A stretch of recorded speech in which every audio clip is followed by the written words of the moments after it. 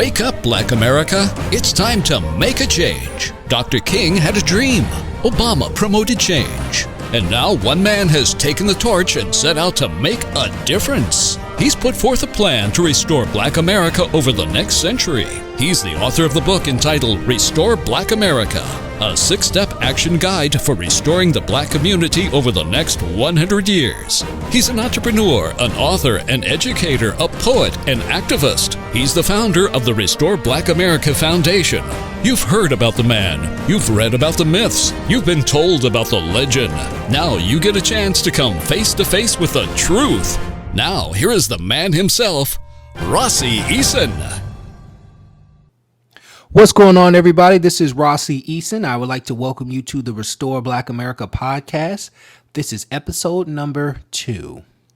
On today's episode, we're actually going to talk about Black male empowerment. So the inspiration for this episode actually came from a series of factors. First and foremost, I just recently got off a phone call. I had a conversation with a good friend of mine, very close friends. As a matter of fact, his daughter is actually my goddaughter. So he's actually going through a bit of a typical problem right now, going through divorce, going through kids. So, you're dealing with the typical traumas of going through that. So, of course, divorce court, child support, alimony, all of the same horror stories that we've heard over and over again.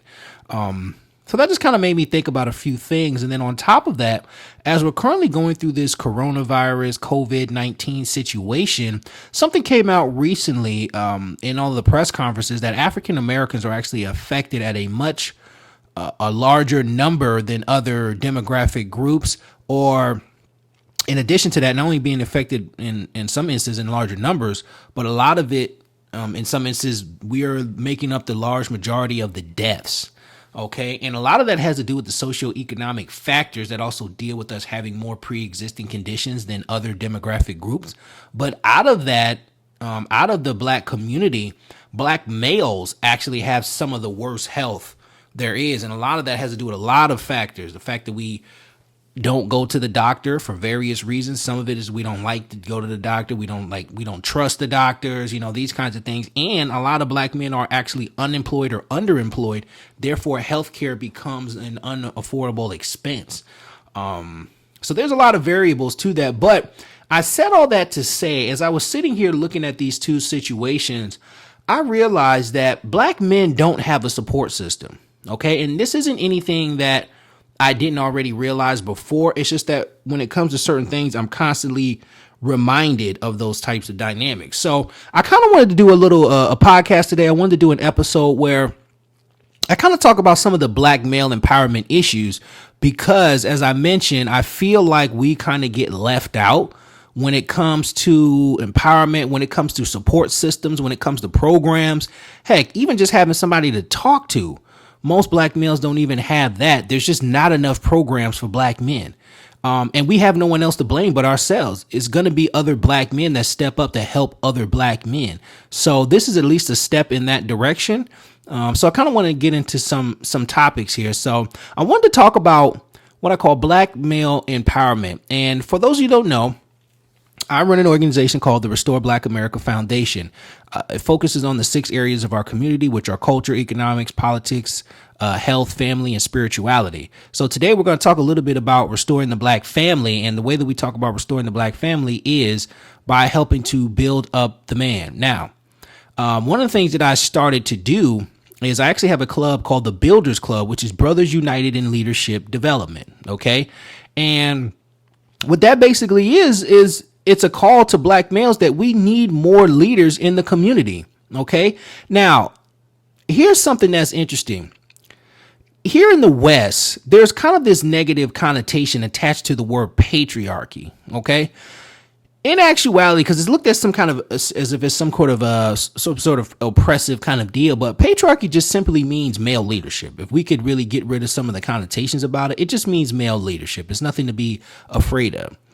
Patriarchy is typically used in times of war.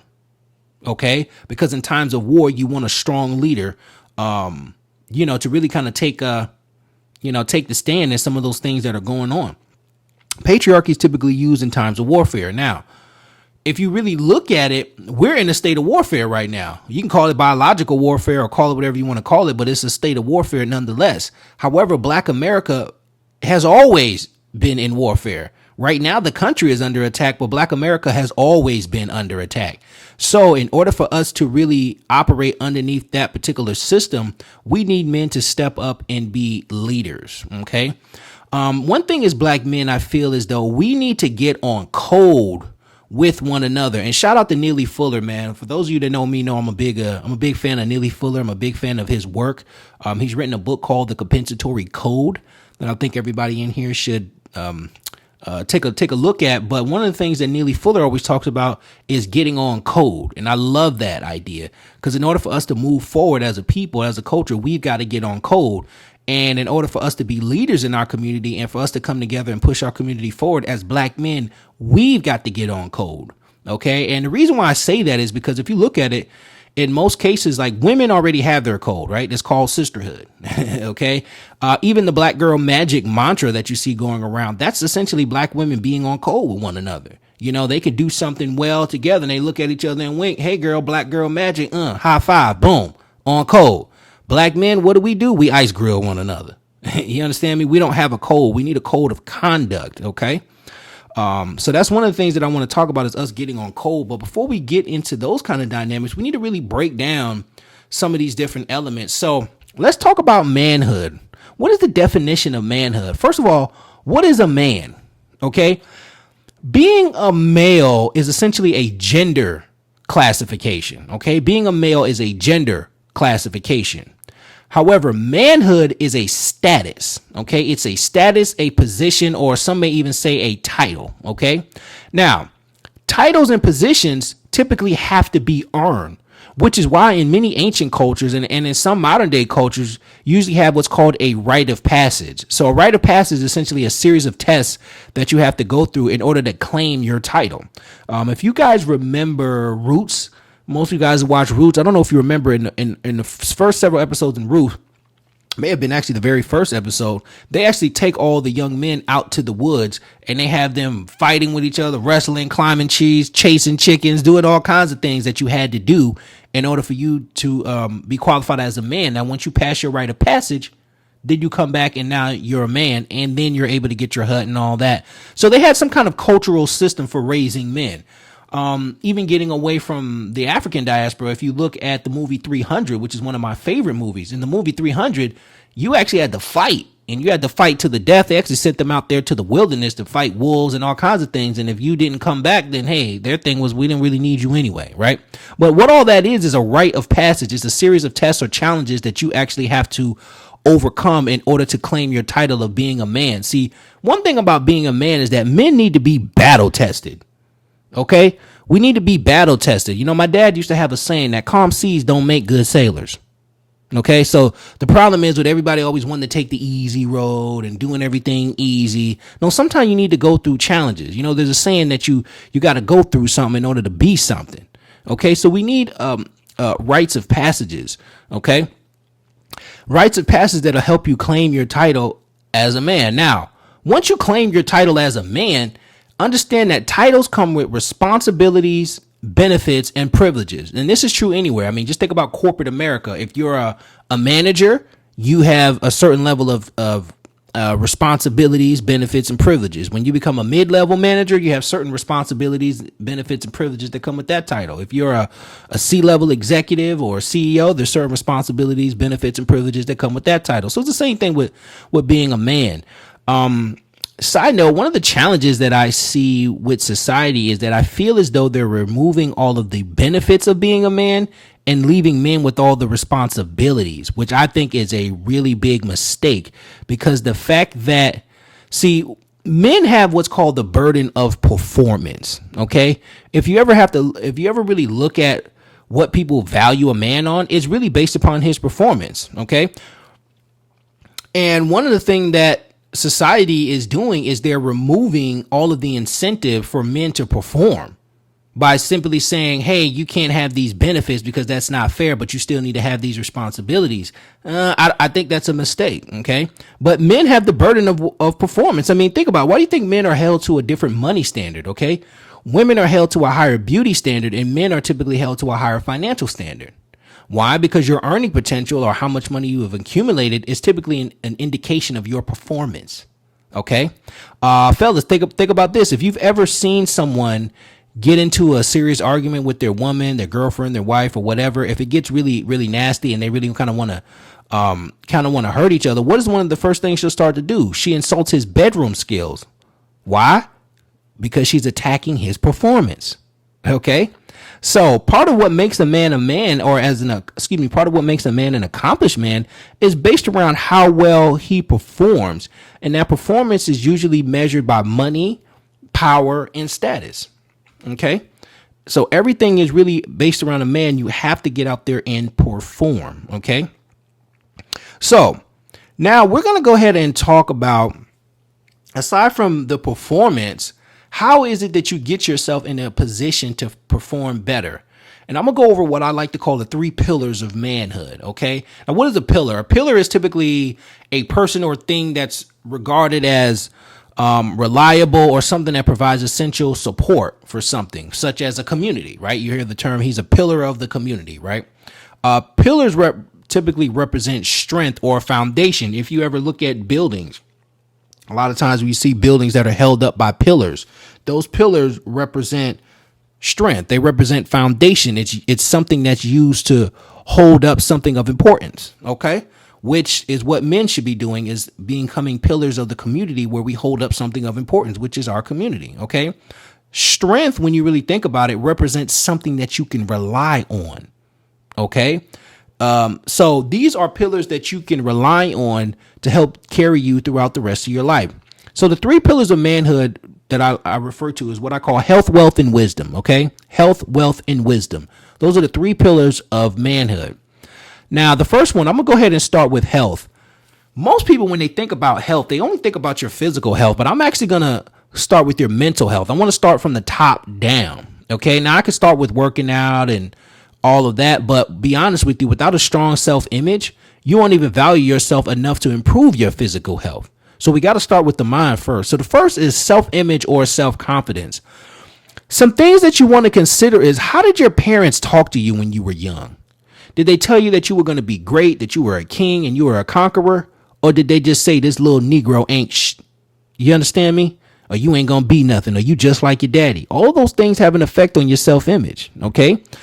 Socially, how did your social life treat you? Were you bullied in school? Were you picked on with a lot of people?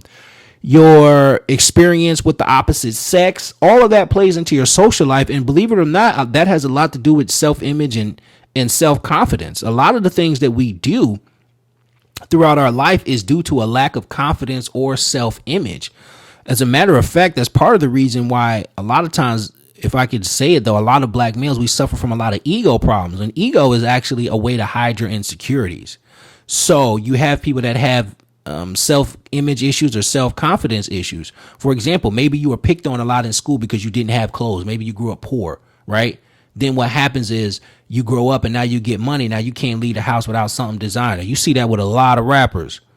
A lot of rappers grew up poor and they have self-confidence issues because they didn't have the sneakers that they want. They didn't have the clothes that they want. So now that they got money, now everything is Gucci, Prada, this, that, and the third. A lot of that comes from self-image. Okay. And I'm not saying anything's wrong with having nice things, but it's more so, why are you doing these things? Do you define these things, or do you let these things define you? Okay. Now, one thing is, you must realize that you're important or you wouldn't be here. I mean, not to get too religious or too spiritual, but there's the fact that you're still living and breathing says that you still have purpose on this planet. Okay. So somebody, I don't know who needs to hear that, but somebody here needs to hear that. Confidence is one of the most important aspects of being a man, because if you consider that men are supposed to be leaders, you cannot lead if you are not confident. Okay. You need to be confident in yourself and confident in your abilities. This is part of the reason why your environments are very important, because what helps to build confidence is something called positive reinforcement. Okay. Let's talk about what that is. So positive reinforcement would be you saying, I am going to accomplish this goal. I'm going to start a business, and I'm going to be successful at it. So you work really hard, you become successful, you make, you have some small wins, you're feeling good about yourself, and the people around you say, you know what, I'm really proud of you. I watched you go from nothing to taking this thing from the bottom to where you are. I'm really proud of you. You said that you were going to do something and you did it. That's positive reinforcement. You had an idea, the environment around you reinforced your positivity. Now, let's talk about what negative reinforcement is. Negative reinforcement is, let's say you have that same scenario. You say, you know what, I'm going to start a business. And then the people around you say, start a business? What you going to do starting a business? You know you can't start no business. You're not even smart enough to do that. You don't even have the money. How you going to do this? How you going to do that? Right? And then you get out there and fail. And then they come back and say, see, I told you were going to fail. I don't even know why you tried in the first place. So now you're feeling down about yourself. That's called negative reinforcement. See, a lot of us have a lot of negative reinforcement. And one of the things that is part of the reason why I like working with the youth is because I try to get them wins early in life. Because what happens is when you get a win early in life, it builds a certain level of confidence that you can continue to build upon. But when you have too many failures early in life, that creates negative reinforcement, and then you build upon that. And dare I can say, as black men, we've been getting our asses kicked for so long that most of the time all we have is negative reinforcement. Okay. Another example that I like to give about this, I like to use a lot of sports example because I grew up playing basketball. Now, I always tell people, if I hit that first shot of the game, I am on all game. Okay, I hit that first shot, or at least that within that first three, I'm on all game. Yeah, let's say you take that first shot and it's an air ball. Okay, your whole swag is different for the game. Okay, now next time you go to shoot a shot, you might not be as confident. You might be a little more apprehensive about taking that shot. Why? One is positive reinforcement, one's negative reinforcement. It all comes down to confidence. So as men, we need to continue to do things that build confidence. That's why it's good to partake in team sports or doing things that are going to challenge you, things that can give you challenges that you can conquer and then go to the next level. And then you conquer that challenge and go to the next level. You can find a lot of those dynamics in other aspects of our life. So I recommend every man listening to this, do something that challenges you, because without doing something that's going to challenge you, you won't grow. Okay. But the key to it is make sure that you're hanging around positive people who are going to encourage you. Okay. And that may mean that you actually have to get away from your relatives. And notice I said relatives and not family, because the two are not the same. Relatives are people you're related to. Family are people that you can count on. Okay. Many of us have a lot of relatives and we're mistaking them for family. I'm going to just let that sit right there for a minute. Okay. So many of us have relatives that we're mistaken for family. No, you need to get around people who are going to encourage you to do better and be better. And when you fail, they're going to help pick you up, not kick you while you're down. Too many of us are coming from negative environments where we have too much negative reinforcement. Okay. So you need to get around some individuals where you can have positive reinforcement. All right.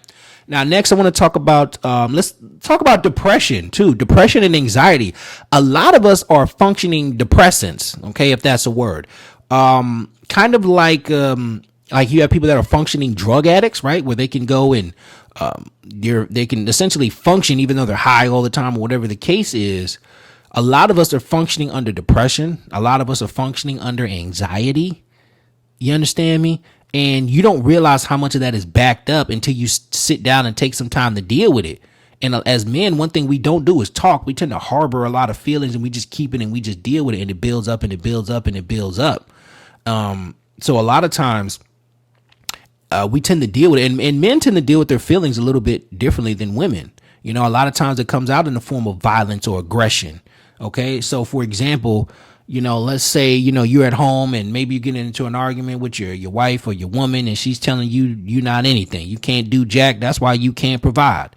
Okay. That might really hurt your feelings. Instead of crying about it, some men may go out there and rob a convenience store. Why? Because your feelings are hurt and you out here acting out of emotion. You understand me? So we just deal with things differently. A lot of times we tend to self-medicate as well. Even now, like you hear a lot of talking about this opioid crisis is everywhere. Opioid crisis. If you really look at it, like even the opioids used in our community, like the lean and all of that, everybody drinking syrup or drinking lean as they call it, that's mostly black males. I'm I don't see too many women drinking lean. I mean, I've heard some women trying it, but for the most part, all of that double cup and all of that, that's us. Okay. It's mostly black males. And at the end of the day, most people don't realize that all that lean and codeine and promethazine, those are considered opioids. Opioid comes from opium, which is a derivative of heroin. So a lot of us are out there drinking liquid heroin, but that's a whole nother story. The point is, that's a lot of what we do to self-medicate. So I'm trying to point out that some of these things that we're doing that are destructive are coming from other mental issues that we have, such as depression, anxiety, all these other kind of dynamics. And until we deal with those, we're not going to be able to deal with how we act out. So simply, trying to give people a bunch of treatment for violence, aggression, or drugs or anything of that nature, that is essentially a byproduct of what's going on in your mind. Okay. So one of the things that I want to encourage men to do, find some people that you can build with, find some people that you can talk with, find some people that you can grow with. Every man should spend some time meditating and spend some time just thinking. Okay. You have to learn your emotions aren't always a bad thing. Okay. Because your emotions are there to guide you, but you're also supposed to guide your emotions using something called logic. So you have to ask yourself, why am I feeling this way? Is this feeling warranted? Constantly deal with yourself. A lot of dealing with yourself comes from something called self-awareness. You have to be aware enough of yourself to know what you're feeling and to ask yourself and to understand why you're feeling some of the things that you're feeling. Okay. So some of that just comes with self-awareness, and a big part of self-awareness, something that gets in the way of self-awareness, is ego. Ego says either A, you do everything right, or B, everything is someone else's fault. Okay, so you got to kill your ego in order to give yourself a harsh look at yourself to say, you know what? I'm not doing well in these areas. I need to improve in these areas. Or you know what? I got a problem that I don't really know how to solve or how to deal with. That's the first step. Okay. So that's that dynamic. Now, the next pillar is wealth. Okay, wealth. One thing as black men that we need to do is we need to focus on increasing our earnings. Okay. You want to increase your earnings. So one way that you do that is you want to focus your energy. And this is why I say, especially your young energy. If anybody's listening to this and you're under 25, under 30, but especially under 25, you have what's called young energy. Okay. Problem is, most of the time we misuse our young energy. We're using our young energy to do crazy stuff, running around the streets. No, you need to use that young energy to start a business. You need that young energy to go get out and promote yourself. Use your energy in a way that's productive and constructive. Okay. A lot of times we misuse our young energy. Okay. When I was in my 20s, listen, I used to knock on 30, 40 doors a day, business wise, go meet with 30 or 40 business owners, go home, make 100 phone calls to try to set up some appointments for the rest of the week, then go through networking meetings all evening, then come home and read like a Rhodes Scholar and go to sleep just so I can wake up and do it all over again. You understand me? I lived like that for at least 12 years straight. Okay. And I did that every single day. I went back. Everything I did was all about testing and refining. I would get out there. I would hustle. I would grind. I would do whatever I had to do. Then I would come home and study, and I would try to analyze what was working, what was not working, go back to the drawing board and do it again. And I was so passionate about it. I'm going to be honest. I never even wanted to go to sleep. The only reason why I went to sleep so I could hurry up and wake back up and get back to doing what I was doing. You understand me? So too many of us are misusing our young energy. Now, like right now, I'm 35. A lot of the stuff that I did when I was 20, 25, I don't have the energy to do that stuff now. I'm glad that I did that while I was young. I did things backwards than most of my friends. What I saw most of my friends doing is playing while they were young. And as a result, they're going to have to work hard the rest of their life. My mentality was, why don't I work hard while I'm young so I could play for the rest of my life? So now here I am in my mid-30s. I wake up when I want to. I go to sleep when I want to. I travel when I want to. I do whatever I want to. And you know what? Some of those same people are asking me, how did I do it? Why? Because I was using my young energy in those directions, in the direction of something that was actually constructive and productive. So that's that. But you also want to take risk while you're young, as well. And the reason why I say that is because you can take those losses and recover. Let's say you're 25 years old.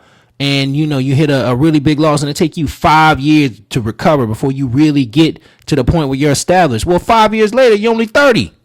You understand me? So you can take those risks. You can live in a 1-bedroom apartment. You could drive a hoopty. You can eat $5 Subway sandwiches and all that. The older you get, the less acceptable certain things become.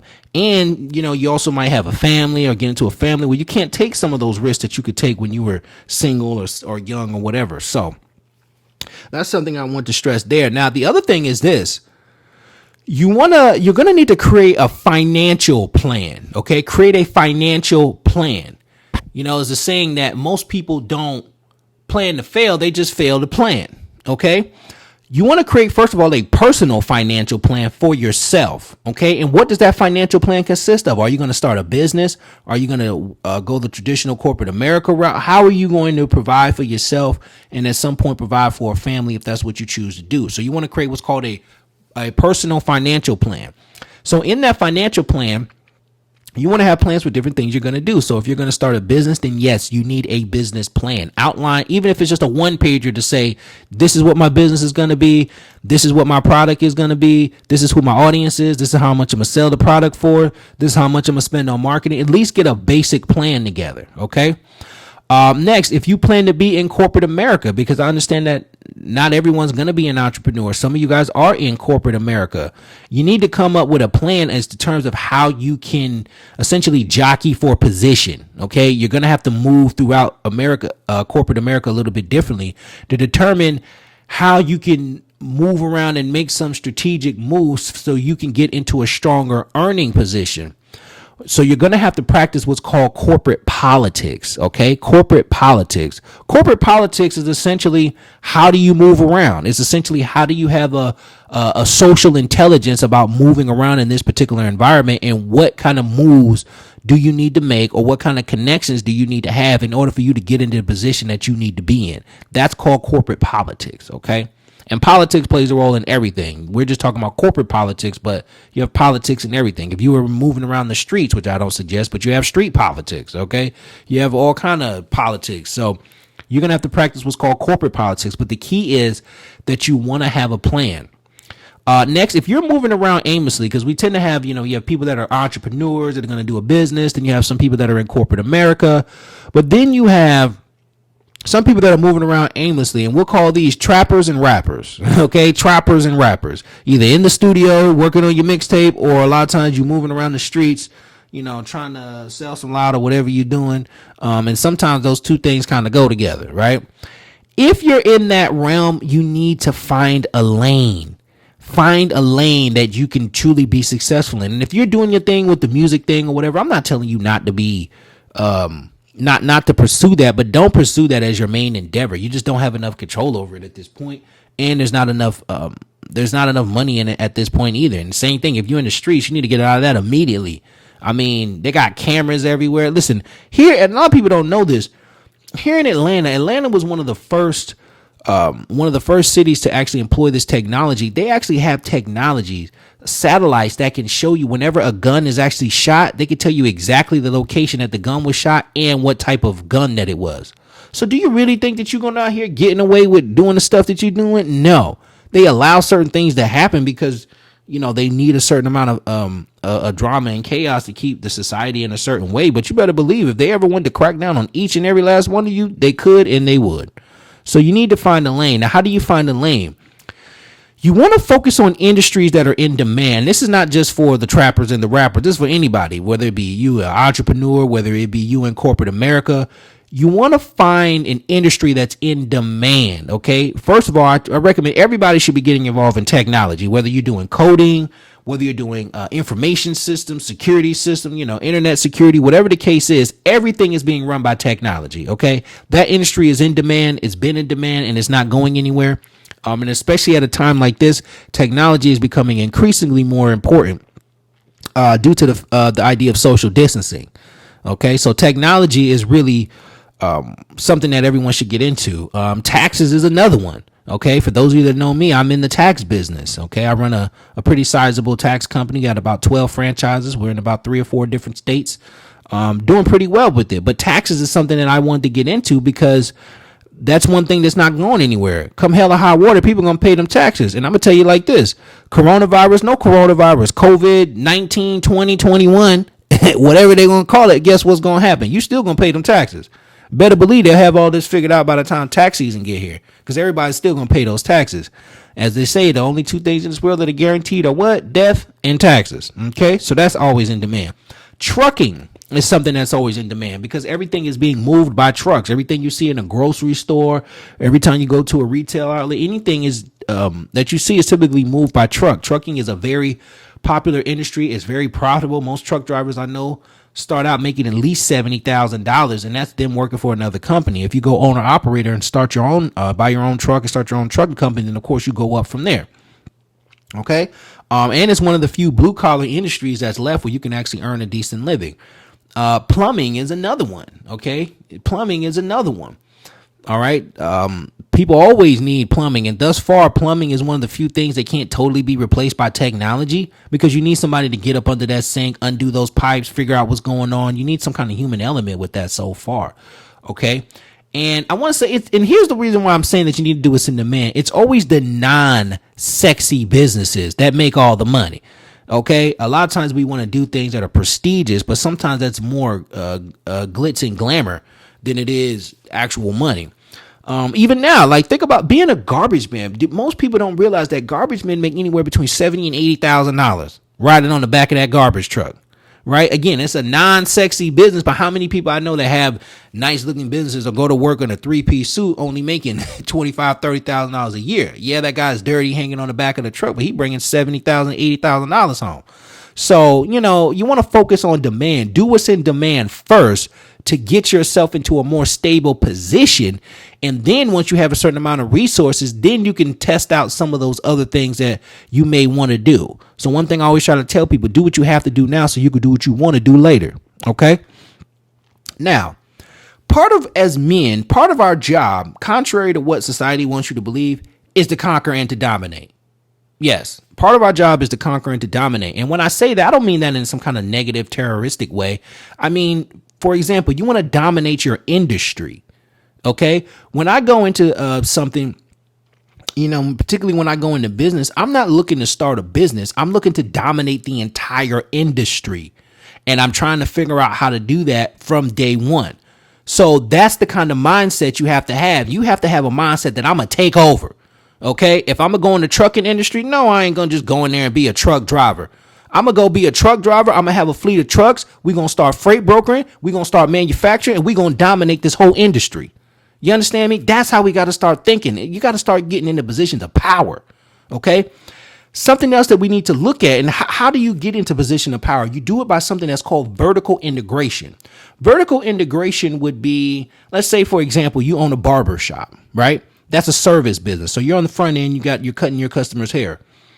There's certain chemicals that you may use, certain wave greases, the sprays, and all the stuff that barbers use. Can we figure out a way to distribute that? We may not be able to manufacture it right away due to capital, but can we figure out a way to get in on the distribution of that? Okay. There may be, for example, there's certain clippers that are used only in black barbershops, not typically in other barbershops. Why? Because black hair is different than white hair. So there's certain clippers that are needed to, by us. Let's find out who makes those clippers. Can we start manufacturing those clippers and then selling to the barbershop? So now you got a barbershop. Now you're distributing the hair care chemicals that come into your barbershop. The clippers that are being used, they're being manufactured by you. That's called vertical integration. Now, granted, it may not have to all be done by you. You may be on the barbershop side, but then your brother down the street, he may go into the distribution side on the hair care products. The other person, your uncle may be the one that gets into the manufacturing side of things. That's called vertical integration. That's how you conquer, dominate, and control entire industries. Obviously, yes, it's easier said than done, but it can be done. Why? Because we see other groups doing it. So we could do the same thing. We just have to shift our mindset. Okay.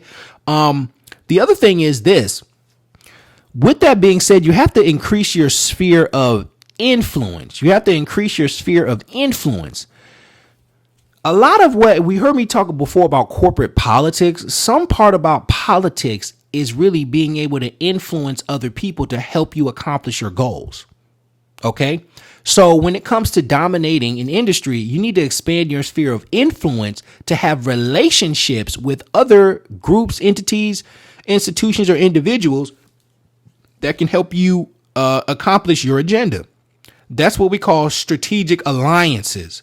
So one thing is, black men, we have to start focusing on strategic alliances. And this goes back to what I was saying before about getting on code.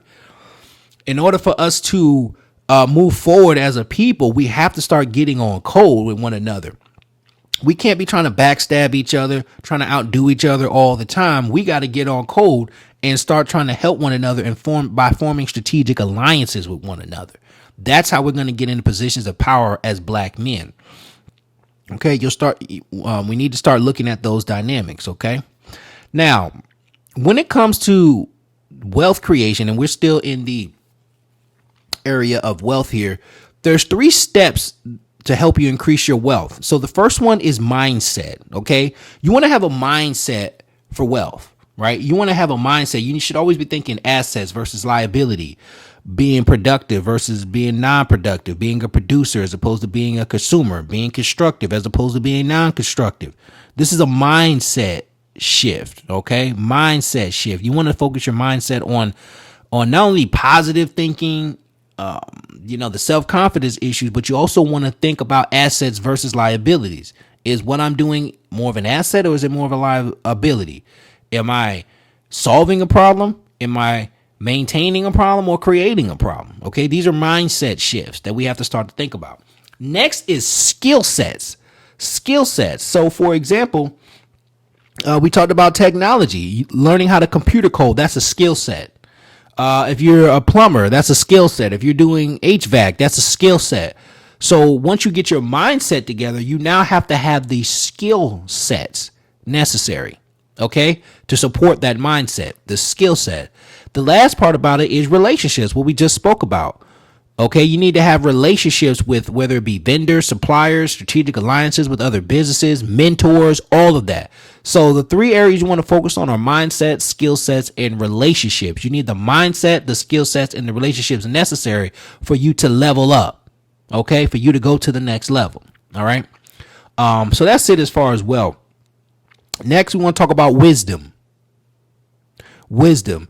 You should try to accumulate a vast knowledge of all things. Okay, you want to try to accumulate a vast knowledge of all things. Now, mind you, this is not the same thing as knowing everything, but you do want to make sure that you have a working knowledge of many things. We need to understand economics and finance, okay, from a macroeconomic perspective as well as a microeconomic perspective in terms of how do we manage it in our household. We also need to understand politics and political science so we can understand what's going on in the world and how the world is being moved so that we can interpret that to our brothers and to our families. Okay, we also need to understand psychology, sociology, and anthropology. You need to understand the psychology of people's mindset, sociology, understanding group psychology, understanding cultural concepts. These are all things that help you move throughout life. And especially as a black man, you have so many different things coming against you. You need to be aware of a lot of different things so that you can learn how to maneuver through the traps. A lot of times they get us just on sheer ignorance alone. Okay, so therefore studying needs to become a part of your lifestyle. Okay, there's a saying that the one thing that's going to change the difference between where you are now and where you are a year from now are the people that you meet and the books that you read. Okay, and I'll be damned if that's not the truth. All right, so you want to make studying a part of your lifestyle because you want to try to understand on things, even in terms of the metaphysical side. You want to understand the universe. That way you can understand the principles of the universe and how it works so that you can understand what your place is in it.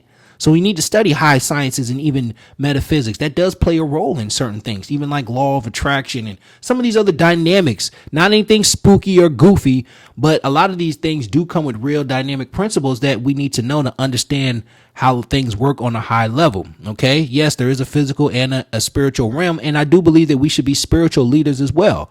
We need to help our brothers in spirituality, help our women, help our families. They're also going to look to us for leadership and guidance, not only here in the world, but can you lead my household from a spiritual level? So we also need to be spiritual leaders as well. Okay. Now, one of the most important aspects of it is you need to understand how to apply that knowledge. Okay. Just learning information makes you knowledgeable, but applying the information makes you wise.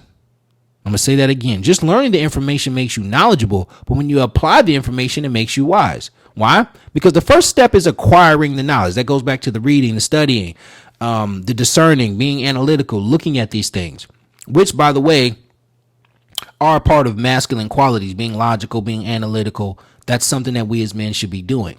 Okay. Now, once you acquire the knowledge, the next step is to apply the knowledge that you have acquired. Okay.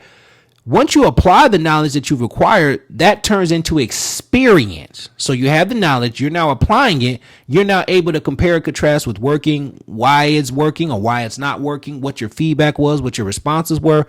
That becomes valuable experience.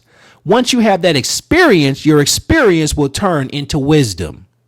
Okay, so we acquire the knowledge, we apply that knowledge, that turns into experience, then that experience turns into wisdom. Okay. And now you can consider yourself to be a well-rounded man, okay? Because now you're able to deal with all aspects of yourself, okay? So we're able to deal with health, of course. We talked about your mental health, dealing with your self-confidence, your self-image, and of course, and I didn't get too much into this. Some of it's self-explanatory, but of course, your physical health as well. You should be working out on a regular basis. You should at least make an attempt to eat healthy. Okay. Try to stay away from those fast foods and things of that nature. Try to eat more fruits, vegetables, drink your water.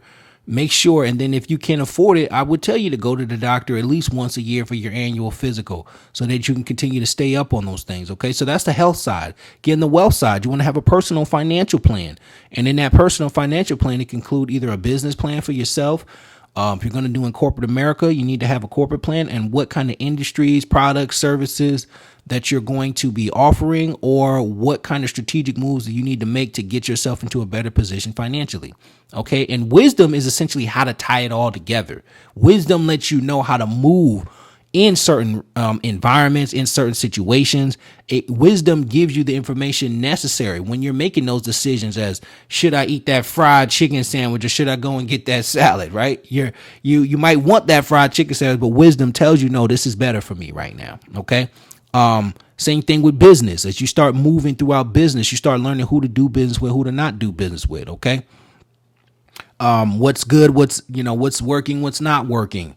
All of these dynamics, as we're sitting now, going back through this COVID-19 crisis, we're having to sit back and really look at where's the economy going, what's going on in the world, how things are moving. That requires a certain level of wisdom and a certain level of discernment, which once again, those things are needed for leadership. Okay.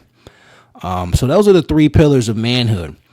And last thing I want to go over is you want to find and live out your purpose. Okay. You want to find and live out your purpose. Everyone altogether, men especially, should be living what's called a purpose-driven life. One thing is that I really subscribe to is, as a man, you should live your life by design and not by default. Let me explain this is how most people live their lives. Most people end up with a job just because it pays. They end up in a relationship or married just because that person is convenient. And they end up with children just because they didn't use protection. That's you living your life by default. No, you should live your life by design. Okay, you live your life by design, which means that you take control of your life. You design your life. You say what you want in your life and what you don't want in your life. It's something that I like to call reverse engineering. You want to start with the end in mind. You want to think about where you want to end up in life, in your business, in your health, in your relationships, whatever. Then you want to reverse engineer every single thing that you do to facilitate that end goal. Why? Because success is less about what you say yes to and more about what you say no to. So when you know where you're going, you're able to say no to all the things that may come up along the way that don't have anything to do with where you're going or your final destination. Okay, too many of us, we're too distracted. One thing I can say that is good about this whole crisis is it's gotten rid of the distractions. There are no clubs. There are no bars. There are no sports. We needed to kill all that anyway. We spend too much time trapping and rapping, twerking and perking. We spend too much time doing all of those things. So now that those things are gone by the wayside, we have no choice but to deal with ourselves. So now that we're all on this quarantine situation, spend this time to improve yourself. Spend this time to design your life. Ask yourself, is my life going the way that I wanted it to go? Did I end up where I wanted to end up? And if not, then take today to go ahead and start to create a plan for your life and design your life so that you can create a plan. I mean, think about this. If you're going to get in a car and you say, well, I don't know where I'm going to go, and you're just driving around aimlessly, that's really ineffective. Or maybe you know where you want to go. You say, well, I'm going to get in Florida, go to Florida. Well, once you know where your destination is, you say, okay, well, I'm going to go to Florida. Now, how do I get there? Oh, okay, I got to take this highway. Well, how do I get to that highway? Well, I got to take another highway to get there. Okay, now that I'm checking out this, I see that there might be a couple of roadblocks here. So let me make sure I plan out a detour in case that. You see how that works? Once you know your end goal and your destination, now you can start to create plans. Too many of us wake up and we just live day to day. Okay. And as men, we need to be very strategic.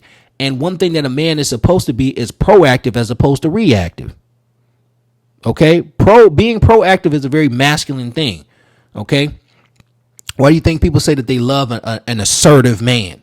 Right. Well, they love a man that knows where he's going and knows what he's doing. Okay, because it's a very masculine thing for you to have direction and to have purpose. So with that being said, you want to start to plan your day.